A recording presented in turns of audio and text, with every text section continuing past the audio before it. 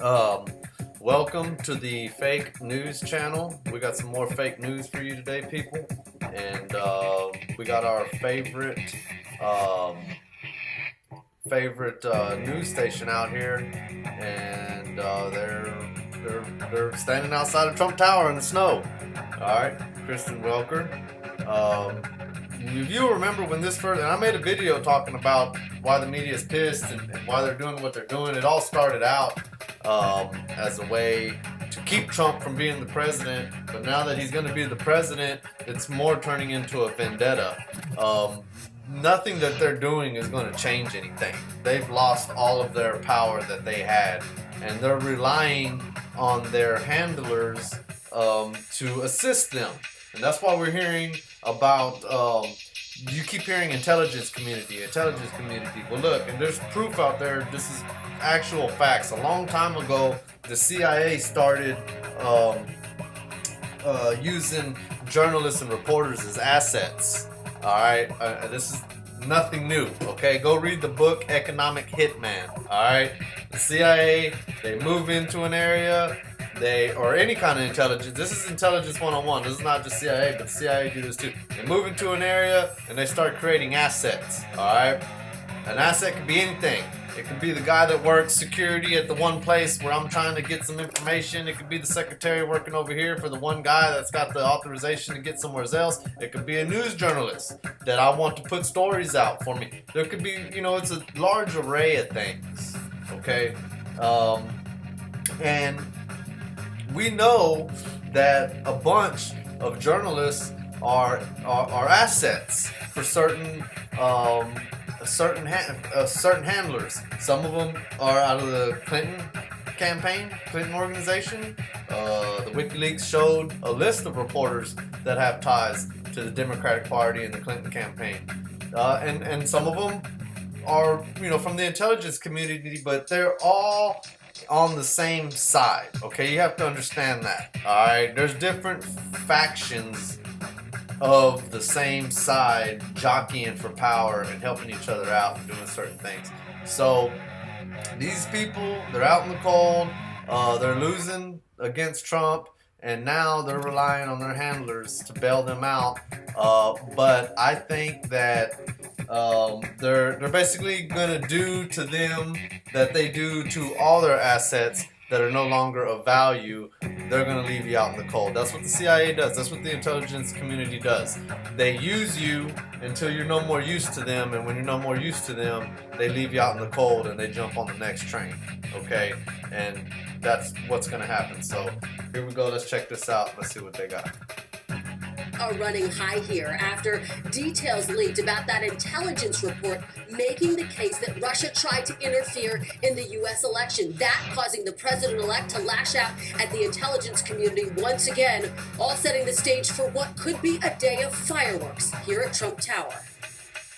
In just a few hours, President-elect Donald Trump will come face-to-face with the nation's top intelligence officials, the heads of the FBI, CIA, NSA, and the Director of National Intelligence. The same officials he spent weeks disparaging, but now they'll have the chance to push back, a day after Director James Clapper took his case to Congress. You're going to be challenged tomorrow by the president-elect. Are you okay with being challenged? Absolutely. A tense backdrop now at... How about you're going to be fired? How about that? Are you okay with being fired? See, this is the thing that they don't want. They're trying to make it seem like Trump has no authority when the actuality of the situation is he's going to be the boss of all these guys. Okay? He is going to be the boss. Escalating amid new details about what's in the intelligence report. A senior U.S. intelligence official telling NBC News intercepts picked up senior Russian officials celebrating Trump's presidential win as beneficial to Russia. And according to a source, the U.S. has also identified Russian actors who turned over stolen Democratic material to WikiLeaks. Trump, who called himself a fan of the intel community during the day, quickly changed his tune and lashed out after the late-night leaks, tweeting the Democratic National Committee would not allow the FBI to study or see its computer info after it was supposedly hacked by Russia. So how and why are they so sure about hacking? What is going on? This comes with the intelligence community and some members of Congress presenting a united front. Alright. So before we move on, they're making a big deal out of Trump's tweets, like, what is this guy talking about? But they seem to forget that every time they tell you something, they use the word leak. Okay? And this is what you have to understand. All right, remember what I just got through talking about, how the intelligence community, these agents, they use people as assets. Okay? These idiots, these morons that are reporting the news to us think we're so stupid, they're telling us that it's being leaked to them. Who's leaking it to you? Nobody wants to say, right? What evidence do you have? Nobody wants to say. You just have to rely on the information that's being given to you. You can't question it. You can't, nothing. No. So this is ridiculous. This is simply fucking ridiculous, and everybody should be outraged, but not because of what this moron right here is about to say. Americans should be alarmed by Russia's attacks on our nation. Senator John McCain calling Russia's move an act of war. Director Clapper firing back at the criticism of his agency. I think there's a difference between skepticism and disparagement. Adding some fuel, former CIA Director James Woolsey, who had been advising Trump, announced he's no longer serving in that capacity. The former CIA Director insisting his announcement wasn't out of protest, but rather to clarify he hasn't advised Trump for a while. I didn't want to fly under false colors. I'm not really functioning as an advisor anymore. Meanwhile, the transition team has asked all politically appointed ambassadors to leave their posts by Inauguration Day. It's standard practice, but according to the New York Times, they're also raising some eyebrows by not giving even a small grace period. And amid all the debate and discord, the current vice president offering strong words to the incoming commander-in-chief. So basically, he's draining the swamp, people. What did you think the swamp was? Staffers? Aides? Interns? What did you think the swamp was? The swamp are bureaucrats. People who are not elected, who are not voted in, and don't have terms. They're there forever. James Clapper has been around since the Bush era. Okay, James Clapper's been around. So if you knew who James Clapper was and you knew what his resume was, you would be like, how come somebody ain't fired him by now? Go look into James Clapper's history. Now, I'm going to finish it off, this one clip with this idiot before we go to the next one. Or, you know what, I don't even think I'm going to... Go ahead, here. Time to be the adult. You're president. You got to do something. You gotta do something. See how they're trying to force that? They're trying to force him to make a mistake. That's what's going on. They're trying to create a problem to force you to react to it so that you can mess up and they can say, oh, look, see? Now, you just heard what I just played for you, and this is how they work. They come out with reports when everybody's paying attention, and they spin the story. That's what it's called. This is a term in journalism. You can ask them, and they'll tell you it's called a spin. You can tell the story one way, or you can spin it and tell it another way. All right, and now it's Saturday, right?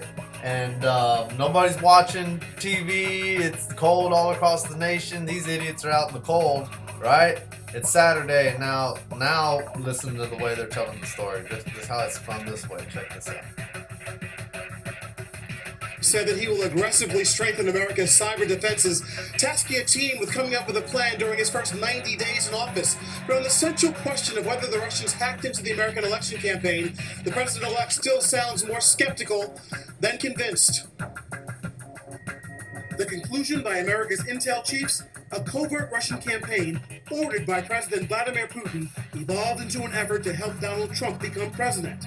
Russia's goals were to undermine public faith in the U.S. democratic process, denigrate Secretary Clinton, and harm her electability and potential presidency. We further assess Putin and the Russian government developed a clear preference for President-elect Trump. But Mr. Trump, who earlier had again dismissed charges of Russian hacking as a witch hunt, in a statement only acknowledged that Russia, China, and other countries are engaged in cyber hacking, and emphasized there was absolutely no effect on the outcome of the election. While the report did not make a political conclusion, it clearly pointed a finger at Putin. I would have liked to see the president-elect finally acknowledge the obvious. Everybody else has accepted this. It's time for him to. Afterwards, the vice president-elect, trying to make peace with intelligence officials and operatives, said to be angered by disparaging comments by the soon-to-be commander-in-chief. I know the president-elect and I both appreciate the sacrifices that the men and women who serve in our intelligence services around the country and around the world provide in contributing to the safety and security of the American people. And as Mr. Trump tries to move on, another signature campaign issue suddenly back in the spotlight. And Mexico will pay for the wall. Alright, so they're mixing topics and basically what they're trying to do, they're trying to prove to you that this guy's not going to be able to do what he said he was going to do, and then also he's an illegitimate president because Russia hacked the election for him. But as you can see, he's already went through the intelligence briefing and he's saying there's no proof. They still haven't presented any proof. Okay? It's still just innuendos and accusations and this, that, and the other. And all these people are going, oh, he needs to accept it. Everybody else has accepted. I wish he would. Well, this is what's wrong with the government in this country. Okay? They're all a bunch of stupid morons. They got a bunch of bureaucrats running them. We got a shadow government running this shit. Okay? Now they can sit there and they can say, oh, we appreciate the sacrifices of the intelligence community. You know what? I'm gonna say, go fuck yourself, intelligence community. I was in the U.S. Army, motherfucker. We made sacrifices. The U.S. Marines made sacrifices, alright? You assholes spy on people and use people. Okay? Now don't get me wrong. There's badass CIA agents and DHS and badass intelligence officials out there and agents out there that are former military, that are awesome patriots and do sacrifice. But there's also a lot of politically motivated bureaucrats. You understand how that works? So you have to wake up and you have to understand that we're being shown two sides of the same coin. Okay? And you have to understand that there's a reason why the Republicans and the Democrats were both against Trump. Remember, both of them were against him. Now we have the CIA, or no, they're not even saying CIA, intelligence community coming out with all this crap. They still haven't shown any proof. But it doesn't matter because when he becomes president, he's going to splinter all that shit. The 4 million staffed intelligence community, it's going to be splintered into 1,000 pieces, just like JFK was going to do before they assassinated him. Alrighty, thank you for watching the Fake News Network. Y'all want any more fake news? Y'all come on back.